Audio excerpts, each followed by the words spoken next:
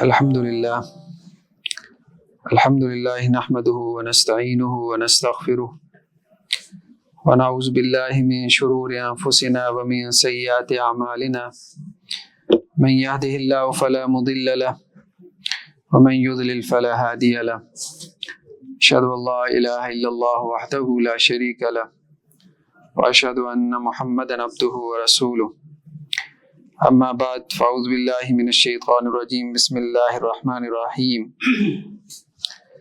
شہر رمضان الذی انزل فیہ القرآن ھدی للناس وبینات من الھدی والفرقان فمن شہد منکم الشہر فلیصم صدق اللہ العظیم۔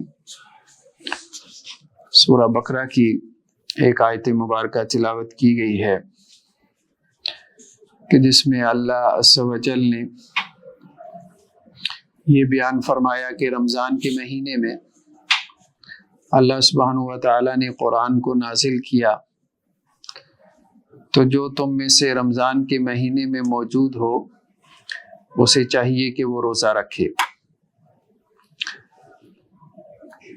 تو آج ہم روزے کے حوالے سے کچھ احکامات کو اپنے جمعہ کی اس نشست میں خطبے میں ڈسکس کریں گے۔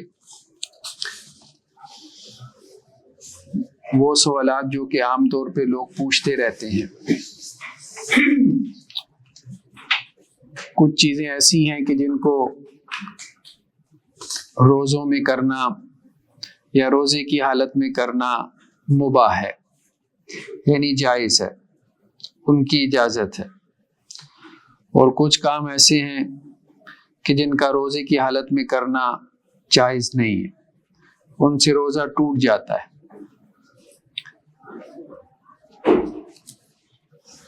سب سے پہلی چیز جس کا ہم ذکر کریں گے وہ کام ہیں کہ جو روزے کی حالت میں کیے جا سکتے ہیں۔ اللہ کے رسول صلی اللہ علیہ وسلم کے بارے میں آتا ہے، سنن ابی داؤد کی روایت میں ہے کہ صحابہ کہتے ہیں کہ ہم نے آپ صلی اللہ علیہ وسلم کو دیکھا کہ آپ روزے کی حالت میں اپنے سر کے اوپر پانی ڈال رہے تھے۔ شاید گرمی کی شدت تھی یا پیاس کی شدت تھی، ہمیں یہ تو علم نہیں، لیکن ہم نے آپ صلی اللہ علیہ وسلم کو روزے کی حالت میں اپنے سر پہ پانی ڈالتے دیکھا۔ تو گرمیوں کے روزوں میں خاص طور پہ جب گرمی کی شدت کی وجہ سے یا پیاس انسان کو ستائے، اس کی وجہ سے انسان اپنے سر کو دھوئے، اپنے جسم کو ٹھنڈا کرے، یا روزے کی حالت میں نہا لے، یا اسی طرح سے اگر کوئی بار بار کلی بھی کر لے تو اس میں کوئی حرج والی بات نہیں ہے، اس سے روزہ نہیں ٹوٹتا۔ جب ہم وضو کرتے ہیں اس میں بھی تو ہم کلی کر لیتے ہیں، تو اس کو ہم اپنی زبان میں کہتے ہیں روزے کو ٹھنڈا کرنا۔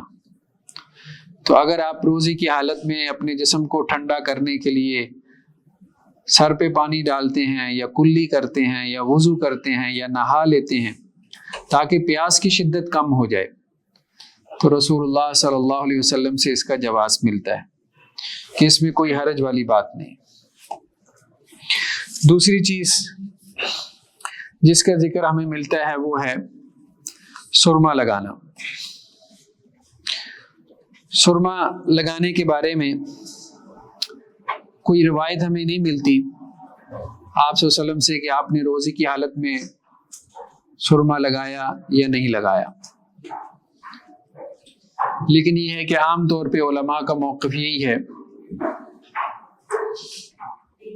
کہ چونکہ حدیث کے اندر جن باتوں کا ذکر ہے جن سے روزہ ٹوٹ جاتا ہے وہ چیزیں ہیں جو انسان کے لیے خوراک بنے یا انسان کے معدے تک پہنچے، یعنی عام طور پہ احادیث کے اندر جن باتوں کے اوپر روزہ ٹوٹنے کا حکم لگایا گیا ہے تو وہ وہی ہے جو انسان کے لیے غذا بنتی ہے۔ تو سرما چونکہ انسان کی آنکھوں تک رہ جاتا ہے، انسان کے لیے زینت کا باعث ہے، تو اس لیے عام طور پہ علماء کا فتویٰ یہی ہے کہ سرما لگانے سے روزہ نہیں ٹوٹتا۔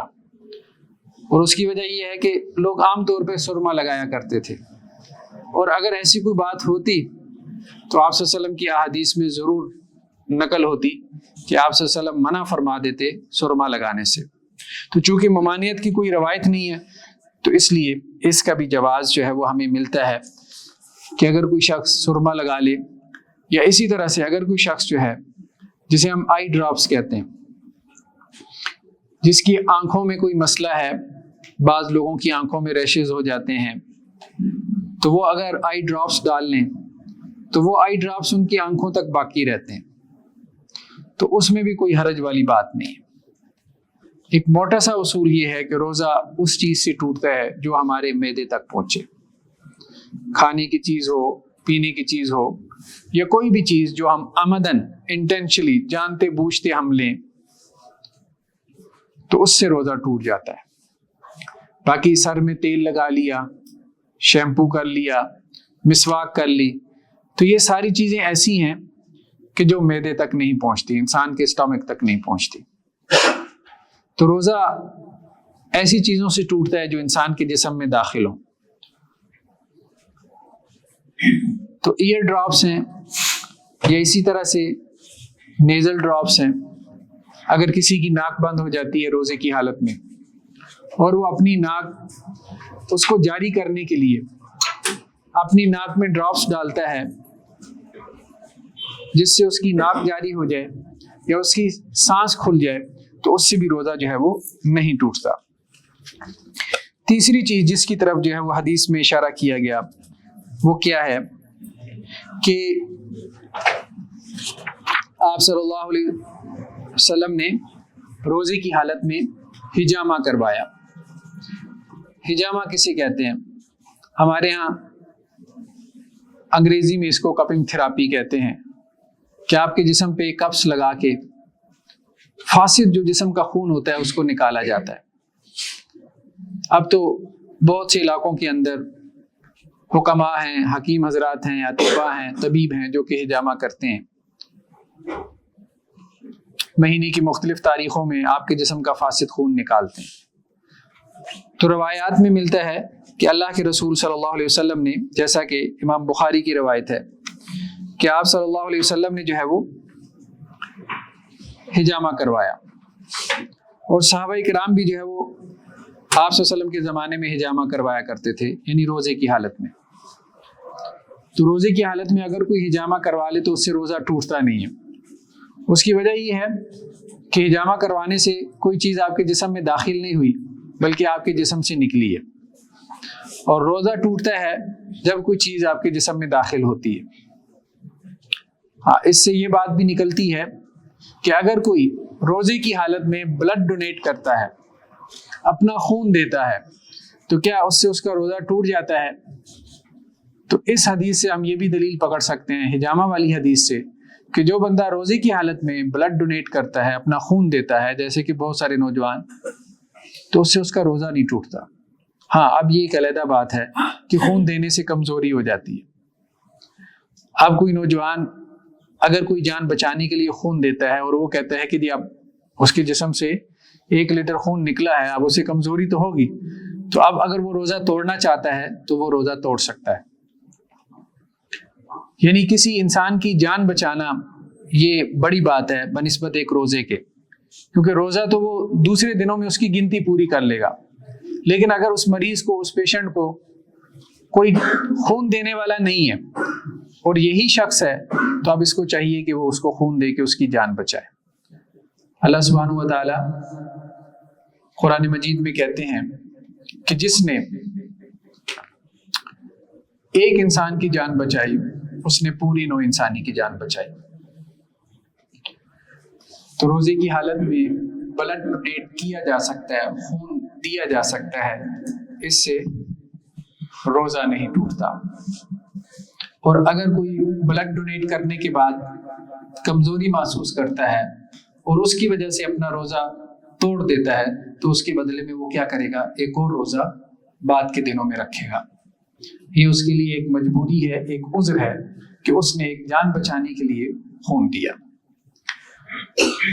چوتھی چیز روزے کی حالت میں جو مسئلہ علماء کے درمیان بہت زیادہ ڈسکس ہوتا ہے اور جس میں اختلاف بھی ہے وہ انجیکشن لگوانا ہے کہ کیا روزے کی حالت میں انجیکشن لگوایا جا سکتا ہے. تو یہ بہرحال اختلافی مسئلہ ہے. مختلف علماء کی مختلف آراء ہیں. جو علماء اس کی اجازت دیتے ہیں انجیکشن لگوانے کی تو وہ یہی کہتے ہیں کہ روزے کی حالت میں معدے میں کوئی چیز نہیں پہنچتی. انجیکشن آپ کی وینز میں لگایا جاتا ہے اور انجیکشن عام طور پہ جو لگایا جاتا ہے وہ میڈیسن ہے, وہ آپ کے جسم کے لیے کوئی غذا یا خوراک نہیں ہے. اور روزے میں اللہ سبحانہ و تعالیٰ نے جس چیز سے منع کیا ہے وہ کیا ہے کہ آپ نے کھانا پینا نہیں, اور انجیکشن کھانے پینے میں نہیں آتا. تو یہ بات سمجھ میں آتی ہے, معقول معلوم ہوتی ہے کہ اگر کوئی شخص بیماری کی وجہ سے روزے کی حالت میں انجیکشن لگوا لیتا ہے, جیسا کہ پین کلر کا انجیکشن ہے, تو اس سے روزہ نہیں ٹوٹتا. یہی بات بہتر معلوم ہوتی ہے. ہاں, اگر کوئی روزے کی حالت میں ڈرپ لگوا لیتا ہے, اب ڈرپ ایک عام انجیکشن نہیں ہے, ڈرپ جو ہے وہ ایک مکمل غذا ہے, تو اس سے جو ہے وہ روزہ ٹوٹ جائے گا. تو خوراک بھلے وہ معدے کے راستے سے لے, منہ کے راستے سے لے, خوراک بھلے وہ انجیکشن کے راستے سے لے, تو اس سے روزہ ٹوٹ جائے گا. تو انجیکشن میں صرف وہ انجیکشن مراد ہے کہ جو محض میڈیسن ہو, جیسے اینٹی بایوٹک کا انجیکشن ہوتا ہے, جیسا کہ پین کلر کا انجیکشن ہوتا ہے. لیکن اگر قوت کا انجیکشن ہے, طاقت کا انجیکشن ہے, بہت سارے انجیکشن ایسے ہوتے ہیں جیسے وینوفر کا خواتین جو ہے وہ ڈرپ میں ڈلوا کے لگواتی ہیں قوت کے لیے, انرجی کے لیے. تو جو انرجی کے انجیکشن ہیں, جب آپ کے جسم میں کمزوری محسوس ہو رہی ہوتی ہے تو ڈاکٹر بعض اوقات قوت کے انجیکشن تجویز کرتے ہیں, سجیسٹ کرتے ہیں کہ جس سے جسم کو طاقت ملتی ہے, جس سے جسم کو انرجی ملتی ہے, تو اس سے روزہ جو ہے وہ ٹوٹ جاتا ہے. اس کی وجہ یہی ہے کہ غذا کا کام بھی یہی ہے, جسم کو انرجی دینا, جسم کو قوت اور طاقت دینا, اور اگر انجیکشن بھی یہی کام کر رہا ہے تو اس سے جو ہے وہ روزہ ٹوٹ جائے گا. تو انجیکشن کے بارے میں ہم نے یہ وضاحت کی کہ بعض انجیکشن ایسے ہیں جو میڈیسن کی قبیل سے ہیں, تو جو انجیکشن محض دوا ہو, محض میڈیسن ہو, تو اس سے روزہ نہیں ٹوٹتا. اور جس انجیکشن میں آپ کے لیے کوئی انرجی ہو, یا جس انجیکشن میں آپ کے لیے کوئی ڈرپ وغیرہ کا کام دیتا ہو, اس انجیکشن سے جو ہے وہ روزہ ٹوٹ جاتا ہے. نیکسٹ چیز کلی کرنا اور ناک میں پانی چڑھانا, اس سے بھی روزہ نہیں ٹوٹتا. جیسا کہ ہم یہ جانتے ہیں کہ نماز کے لیے ہم وضو کرتے ہیں, اللہ کے رسول صلی اللہ علیہ وسلم نے البتہ اس بارے میں جو ہدایت فرمائی وہ کیا کہا کہ فَإِذَا اسْتَنشَقْتَ فَأَبْلِغْ إِلَّا أَن تَكُونَ صَائِمًا, کہ روزے کی حالت میں جب تم ناک میں پانی چڑھاؤ, یا اسی طرح سے اگر تم نے کلی کرنی ہے تو پھر مبالغہ نہیں کرنا. یعنی عام دنوں میں تو ہم کیا کرتے ہیں, وضو کرتے ہوئے مبالغہ کرتے ہیں, یعنی اچھے سے پانی جو ہے وہ پوری حلق میں بھی گھما لیتے ہیں, اچھے سے پانی اپنے ناک میں بھی چڑھا لیتے ہیں, تو عام دنوں میں تو کوئی حرج نہیں ہے. لیکن روزے کی حالت میں اگر تم کلی کرنے میں یا اسی طرح سے ناک میں پانی چڑھانے میں مبالغہ کرو گے تو وہ پانی کیا ہوگا, تمہارے حلق کے رستے تمہارے معدے تک پہنچ جائے گا. تو کلی کرنے سے آپ صلی اللہ علیہ وسلم نے منع نہیں فرمایا, ناک میں پانی ڈالنے سے منع نہیں کیا, وہ تو ہم ہر وضو میں کرتے ہی کرتے ہیں. جس چیز سے منع کیا وہ کیا چیز ہے کہ مبالغہ نہیں کرنا. اسی طرح اللہ کے رسول صلی اللہ علیہ وسلم کی حدیثوں میں جس چیز کی ہمیں اجازت ملتی ہے وہ یہ کہ روزے کی حالت میں اگر کوئی اپنی بیوی کا بوسہ لیتا ہے یا اپنی بیوی کو ٹچ کرتا ہے تو اس کا بھی جواز ہے, اس سے بھی روزہ نہیں ٹوٹتا. حضرت عائشہ رضی اللہ عنہا سے روایت ہے کہ اللہ کے رسول صلی اللہ علیہ وسلم روزے کی حالت میں اپنی بیوی کا بوسہ لے لیا کرتے تھے. اب وہ چیزیں کہ جن سے روزہ ٹوٹ جاتا ہے, ان میں سب سے پہلی چیز جس کا تذکرہ ہمیں روایات میں ملتا ہے وہ کھانا اور پینا ہے. جب بھی انسان جانتے بوجھتے کھا پی لے تو اس سے اس کا روزہ ٹوٹ جاتا ہے. لیکن روایتوں میں ہمیں یہ بھی ملتا ہے کہ اگر کسی نے غلطی سے کچھ کھا پی لیا تو اس سے اس کا روزہ نہیں ٹوٹتا. اللہ کے رسول صلی اللہ علیہ وسلم نے بعض روایات کے اندر اس کو یہ بھی کہا ہے کہ یہ اللہ کی طرف سے اپنے بندے کے اوپر کیا ہے, احسان ہے. تو جو بھول کر کھا پی لے تو اب اس کے لیے اپنا روزہ توڑنا ضروری نہیں ہے، وہ اپنے روزے کو جو ہے وہ جاری رکھے گا۔ اور جس نے جان بوجھ کے روزہ توڑا ہے تو وہ پھر کفارے کے طور پہ اس کے بدلے میں ایک روزہ رکھے گا۔ ایک اور چیز جس کا تذکرہ ہمیں روایات میں ملتا ہے کہ ایک صحابی اللہ کے رسول صلی اللہ علیہ وسلم کے پاس آئے اور انہوں نے کہا کہ اللہ کے رسول میں ہلاک ہو گیا۔ تو آپ صلی اللہ علیہ وسلم فرمایا کہ تیرے ساتھ کیا معاملہ ہوا؟ تو اس نے کہا کہ میں روزے کی حالت میں اپنی بیوی سے تعلق قائم کر بیٹھا۔ تو آپ صلی اللہ علیہ وسلم نے فرمایا کہ اب تمہیں مطلب تمہارا روزہ ٹوٹ گیا، تمہیں اس کے بدلے میں اس کا کفارہ بھی ادا کرنا ہے۔ اور کفارہ کیا ہے کہ کیا تم ایک غلام کو آزاد کر سکتے ہو؟ تو اس نے کہا جی نہیں، میرے پاس یہ استطاعت نہیں ہے کہ میں غلام کو آزاد کروں۔ آپ صلی اللہ علیہ وسلم فرمایا اگر یہ نہیں تو کیا تم 2 ماہ کے لگاتار روزے رکھ سکتے ہو؟ تو اس نے کہا نہیں، میرے اندر یہ بھی استطاعت نہیں کہ میں 2 ماہ کے لگاتار روزے رکھوں۔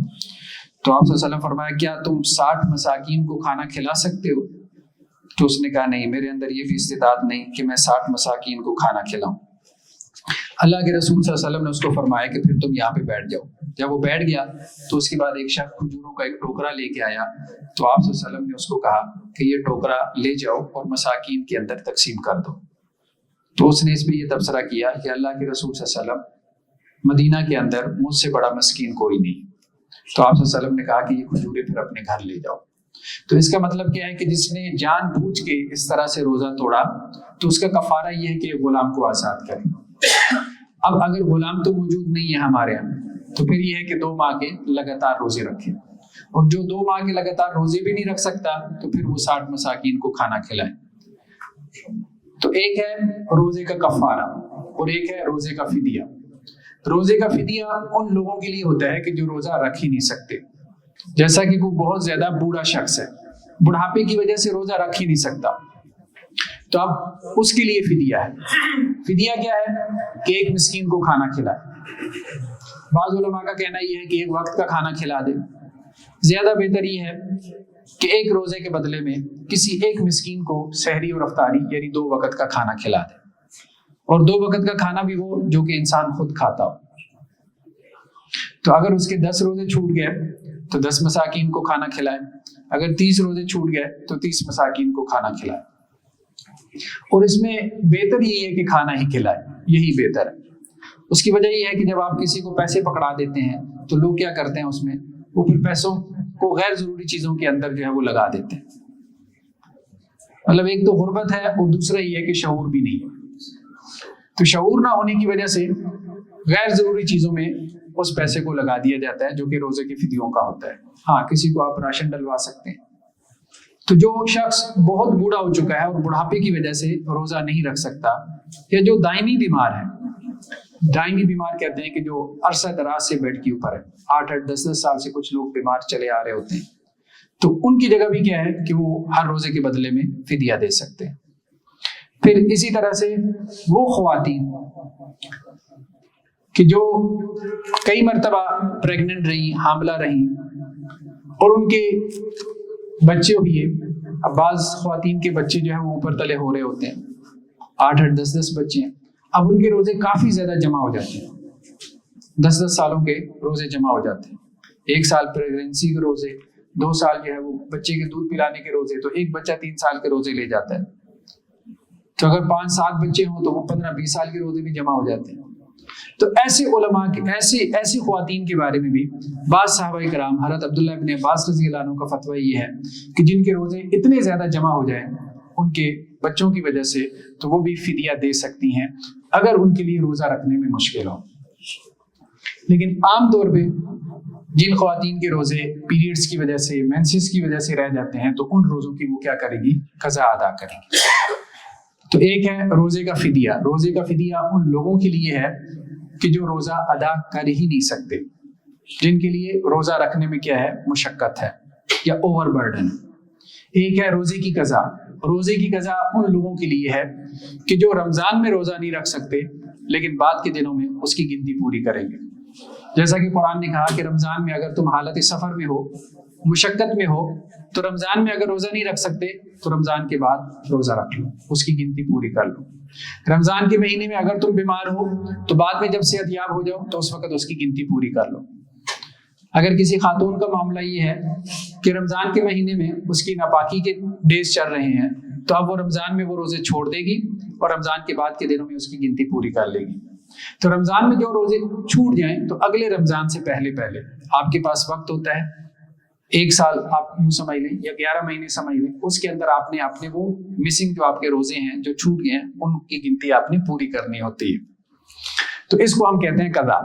اور ایک ہے کفارہ۔ کفارہ کیا چیز ہے؟ کفارہ یہ ہے کہ جان بوجھ کے روزہ توڑنے کی آپ کہہ لیں کہ جی ایک پنشمنٹ ہے، ایک سزا ہے، جس کا تذکرہ ابھی ہمیں حدیثوں میں ملا۔ تو کفارہ اور چیز ہے، فدیہ اور چیز ہے، قضا اور چیز ہے۔ تو کفارہ ہم نے یہ دیکھا کہ اگر کوئی جان بوجھ کے روزہ توڑ رہا ہے تو اس کا کفارہ کیا ہے کہ ایک غلام آزاد کرے۔ اب غلام تو ہے نہیں تو 2 مہینے کے لگاتار روزے رکھے۔ اب 2 مہینے کے لگاتار روزے نہیں رکھ سکتا تو 60 مساکین کو کھانا کھلائے۔ اللہ کے رسول صلی اللہ علیہ وسلم کی حدیثوں میں ہمیں یہ بات ملتی ہے کہ اگر کوئی شخص روزہ رکھے اور روزہ رکھنے کی وجہ سے اوور برڈن ہو جائے تو کیا وہ روزہ توڑ سکتا ہے؟ تو اس میں کوئی حرج والی بات نہیں۔ صحیح بخاری کی ایک روایت ہے کہ آپ صلی اللہ علیہ وسلم نے رمضان کے مہینے میں سفر کیا۔ اب سفر میں روزہ رکھنے کی اجازت بھی ہے اور روزہ آپ چھوڑ بھی سکتے ہیں۔ آپ صلی اللہ علیہ وسلم کا معمول یہ تھا کہ کبھی سفر میں روزہ رکھ لیا، کبھی چھوڑ دیا۔ صحابہ کا بھی یہی معمول تھا کہ جو چاہتا روزہ رکھ لیتا، جو چاہتا سفر کی حالت میں روزہ چھوڑ دیتا تھا۔ تو آپ صلی اللہ علیہ وسلم مدینہ سے مکہ کی طرف سفر کر رہے تھے تو ایک مقام پہ آپ نے پڑاؤ ڈالا تو آپ صلی اللہ علیہ وسلم کو بتایا گیا کہ کچھ لوگوں نے روزہ رکھا ہوا ہے اور آپ صلی اللہ علیہ وسلم بھی روزے سے تھے۔ تو آپ کو بتایا گیا کہ لوگ مشقت میں ہیں، جنہوں نے روزہ رکھا ہوا ہے وہ مشقت میں ہیں، گرمی کی شدت ہے، اور لوگ جو ہے وہ جیسے ہی پڑاؤ ڈالا گیا تو بیٹھ بھی نہیں پائے بلکہ وہ لیٹ گئے۔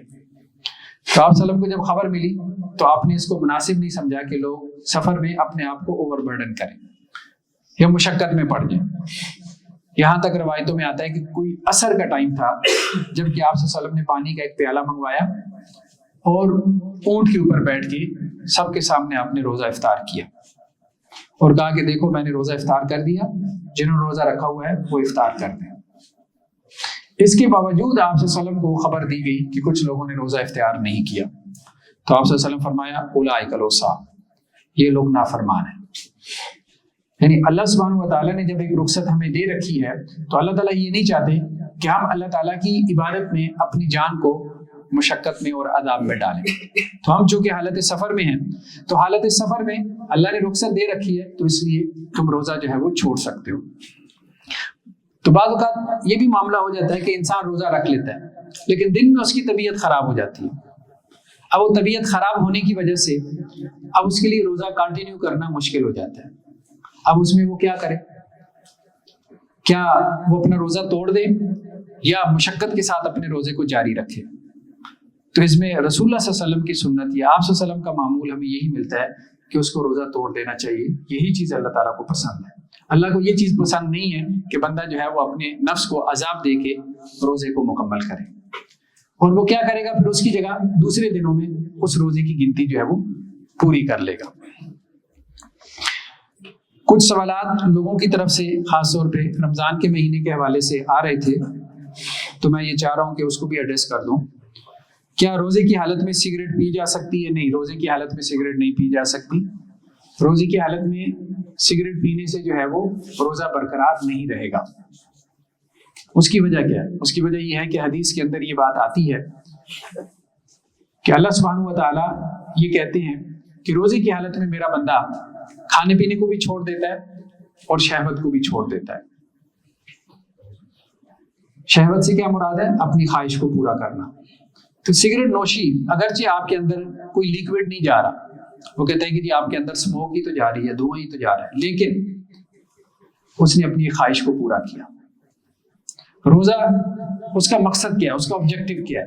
سیلف کنٹرول، اپنے نفس کے اوپر کنٹرول حاصل کرنا، جسے ہم ضبط نفس کہتے ہیں، کہ اپنے کھانے پینے کو کنٹرول کرو کچھ وقت کے لیے تاکہ تمہارے لیے حرام سے بچنا آسان ہو جائے۔ تو اب ایک آدمی جو ہے وہ روزے کی حالت میں سگریٹ پیے جا رہا ہے تو روزے کا مقصد اس نے فوت کر دیا۔ روزے کا مقصد تو یہ تھا کہ اپنی خواہش کو کنٹرول کرنا۔ اب وہ یہ کہتے ہیں میں نے تو کچھ کھایا پیا تو ہے کوئی نہیں، میرے جسم میں تو کچھ نہیں گیا سوائے دھوئیں کے، وہ بھی لنگس میں گیا، پھیپھڑوں میں گیا، میرے معدے میں کیا گیا؟ کچھ نہیں گیا، تو روزہ کیسے ٹوٹ گیا؟ نہیں، اس طرح سے ٹوٹا کہ روزے کا مقصد فوت ہو گیا۔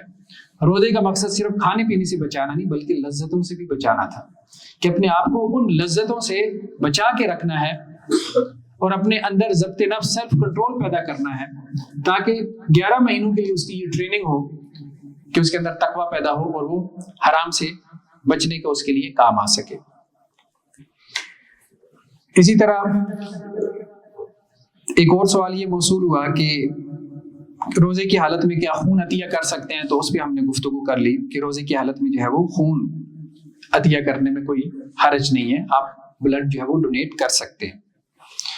روزے کی حالت میں جھوٹ بولنا کیسا ہے؟ اللہ کے رسول صلی اللہ علیہ وسلم کی حدیث ہے، آپ صلی اللہ علیہ وسلم نے فرمایا کہ کچھ لوگ ایسے ہیں کہ روزہ رکھتے ہیں اور انہیں سوائے بھوک پیاس کے اور کچھ حاصل نہیں ہوتا۔ تو ٹھیک ہے، روزے کی حالت میں اگر آپ نے جھوٹ بولا، قانونی اعتبار سے ہم یہ نہیں کہہ سکتے کہ آپ کا روزہ ٹوٹ گیا ہے۔ روزے کی حالت میں اگر آپ نے چغلی کھائی، غیبت کی، تو ہم قانونی اعتبار سے یہ نہیں کہہ سکتے کہ آپ کا روزہ ٹوٹ گیا ہے۔ آپ روزہ تو اپنا جاری رکھیں گے، مکمل کریں گے، لیکن رسول اللہ صلی اللہ علیہ وسلم نے فرمایا کہ روزے کا مقصد فوت ہو جائے گا، روزے کا ثواب ضائع ہو جائے گا۔ یہ ایسی ہے کہ جیسی مسجد میں آ کے آپ نماز پڑھتے ہیں، اب 4 رکعتیں آپ نے پڑھ لی، یہ جمعہ کی نماز ہے 2 رکعت آپ نے نماز پڑھ لی، لیکن اس میں 2 رکعت میں 4 رکعت میں آپ نے اللہ کو بہت کم یاد کیا، آپ اپنی دنیا کے معاملات میں الجھے رہے، تو اب نماز کا مقصد فوت ہو گیا۔ نماز کا مقصد کیا تھا؟ اللہ کے ساتھ تعلق قائم کرنا، اللہ کی یاد کو تازہ کرنا۔ تو روزے کا مقصد کیا تھا؟ وہ روزے کا مقصد ہم نے فوت کر دیا۔ روزے کا مقصد یہ تھا کہ حلال سے بچنا۔ کیوں حلال سے بچنا؟ تاکہ حرام سے بچنے کی تربیت ہو۔ تو اگر ہم روزے کی حالت میں حلال سے بچ رہے ہیں، کھانا پینا ہم نے چھوڑ دیا ہے، اپنی دنیاوی لذات کو ہم نے ترک کر دیا ہے، اور ہم حرام کا ارتکاب کر رہے ہیں، ہم جھوٹ بول رہے ہیں، ہم رشوت لے رہے ہیں، ہم سود کھا رہے ہیں، ہم غیبت کر رہے ہیں، تو اس کا مطلب کیا ہے؟ اس کا مطلب یہ ہے کہ وہ روزہ جو ہے وہ سوائے بھوک پیاس کے ہمارے ثواب کو کیا کر رہا ہے؟ ضائع کر رہا ہے، اور سوائے بھوک پیاس کے ہمیں کچھ حاصل نہیں ہو رہا۔ تو روزے کی حالت میں فقہی اعتبار سے تو آپ یہی کہیں گے کہ روزہ نہیں ٹوٹے گا اگر آپ جھوٹ بولتے ہیں، اگر آپ کوئی حرام کام کرتے ہیں، لیکن آپ کا ثواب ضائع ہو جائے گا۔ اسی طرح ایک اور سوال بہت زیادہ پوچھا جاتا ہے روزے کی حالت میں، کہ روزے کی حالت میں فلمیں، ڈرامے، کارٹون، یہ سب کچھ دیکھنا کیسا ہے؟ دیکھیں، ہمارے ہاں لوگ ذوق شوق میں روزہ رکھ تو لیتے ہیں، بہت اچھی بات ہے، بڑی تعداد میں بچے بھی گھروں میں روزہ رکھتے ہیں۔ اب بعض اوقات یہ ہوتا ہے کہ ٹائم پاس کرنے کے لیے لوگوں کو وقت تو گزرتا نہیں ہے، روزہ لگ رہا ہوتا ہے تو ڈرامہ لگا لیا، کوئی مووی لگا لی، اسی طرح سے جو ہے وہ اپنا ٹائم پاس کر لیا۔ تو یہ ساری چیزیں ایسی ہیں کہ جو روزے کے مقصد کے منافی ہیں۔ ہم نے کہا روزہ، اس کا مقصد یہی تھا کہ ہم نے اپنی ٹریننگ کرنی تھی کہ ہم نے انہی چیزوں سے تو بچنا ہے، 11 مہینے ہم نے میوزک سے ہی تو بچنا ہے، ہم نے مووی سے ہی تو بچنا ہے، ہم نے اسی فوش چیزوں سے ہی تو بچنا ہے۔ تو اگر ہم رمضان کے عین مہینے میں وہی سارے کام کرتے پائے جائیں تو پھر اس روزے کا کیا فائدہ؟ اسی طرح یہ سوال بھی بہت پوچھا جاتا ہے کہ اگر کوئی نماز نہ پڑھے تو کیا اس کا روزہ ہو جاتا ہے؟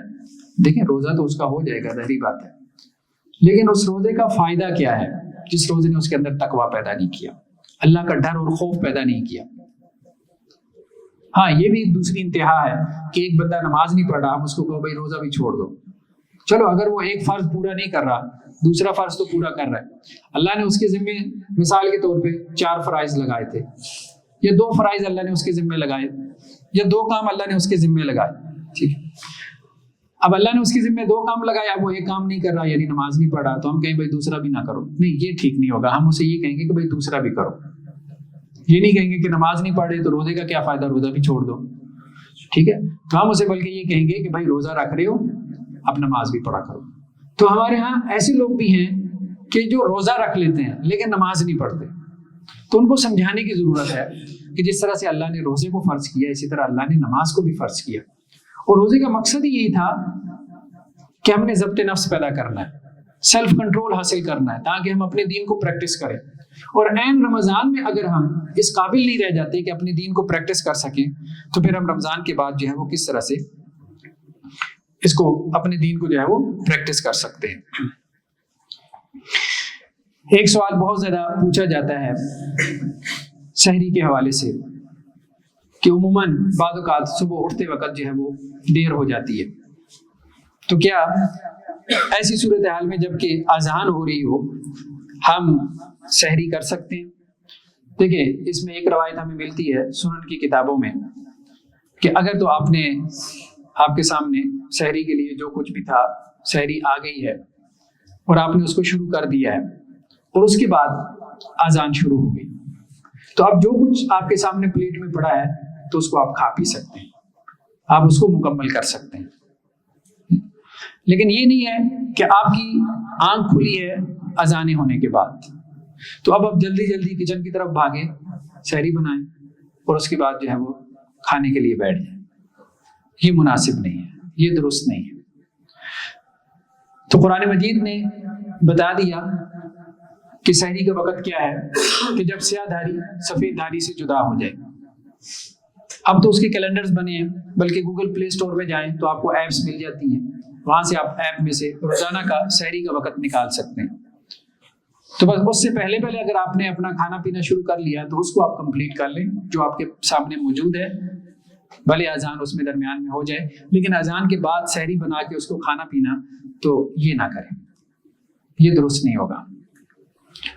اور دوسری اہم بات یہ ہے کہ بعض لوگ افطار میں لیٹ کر دیتے ہیں۔ آپ صلی اللہ علیہ وسلم نے اس کو ناپسند جانا۔ آپ صلی اللہ علیہ وسلم نے فرمایا کہ یہ قیامت کی نشانیوں میں سے ہے کہ لوگ افطار کو لیٹ کریں۔ تو افطار کو جلدی کرنا، لیکن افطار کو جلدی کرنے کا مطلب یہ نہیں ہے کہ سورج ابھی کھڑا ہو تو روزہ افطار کر لیا جائے۔ افطار کو جلدی کرنے کا مطلب یہ ہوتا ہے کہ سورج غروب ہونے کے فوراً بعد جو ہے وہ روزہ افطار کر لیں۔ یہ چیز آپ صلی اللہ علیہ وسلم کی سنت میں سے ہے۔ بعض لوگ اصل میں شک میں پڑے رہتے ہیں، وہ جب تک آدھے شہر کی اذانیں نہیں سن لیتے اس وقت تک ان کا شک دور نہیں ہوتا۔ آپ کی محلے کی مسجد میں اذان ہو گئی، اتنا کافی ہے کہ بھائی سورج غروب ہو چکا ہے، اب اس کے بعد جو ہے وہ روزہ افطار کر لیں۔ تو سحری بھی کوشش کریں وقت کے اوپر کریں اور افطار بھی جو ہے وہ وقت کے اوپر کریں۔ تو بہرحال یہ روزے کے حوالے سے چند مسائل تھے جو کہ عام طور پہ لوگ پوچھتے رہتے تھے، تو میں نے چاہا کہ ہم اس کو اپنے جمعہ کے خطبہ میں جمع کر دیں۔ جزاکم اللہ۔